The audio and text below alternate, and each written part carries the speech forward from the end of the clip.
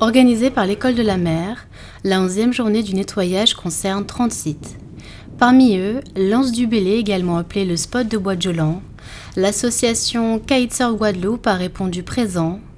À partir de 9 h, une dizaine de participants s'est regroupée afin de ramasser les déchets sur le littoral.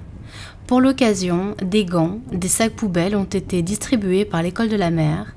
Bouteilles cassées, bouts de verre, assiettes en plastique et autres encombrants ont été collectés pour être dirigés vers les filières d'élimination. Le fait que les gens aient l'énergie, on va dire, de mettre une vieille machine à laver dans leur coffre et plutôt que de la mettre à côté de poubelles ou d'une benne à ordures, de venir dans un coin de nature où des animaux broutent, des animaux sont en liberté, des oiseaux viennent, tout simplement jeter leurs déchets comme ça, de façon sauvage, sans se poser la question derrière de ce que ça fera dans quelques années, de la décomposition, de ce que ça amène et de l'impact que ça a sur l'environnement. C'est très choquant, enfin, c'est en 2015 quoi, de faire encore ce genre de choses-là, surtout que ça demande de l'effort de mettre une machine à laver dans une voiture, mais de venir la déposer dans un spot isolé comme ça, c'est une démarche qui est quand même très volontaire finalement.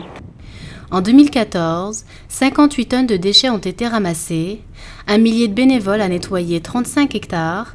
Les enfants de l'École de la Mer ont lancé l'opération mercredi dernier. Vendredi, 5 établissements scolaires se sont mobilisés. Aujourd'hui, le ramassage à l'Anse du Bélé a duré toute la matinée.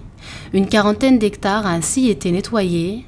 Créée il y a tout juste 3 ans, l'association Kitesurf réunit une cinquantaine d'adhérents. Elle organise notamment une braderie de la glisse fin novembre.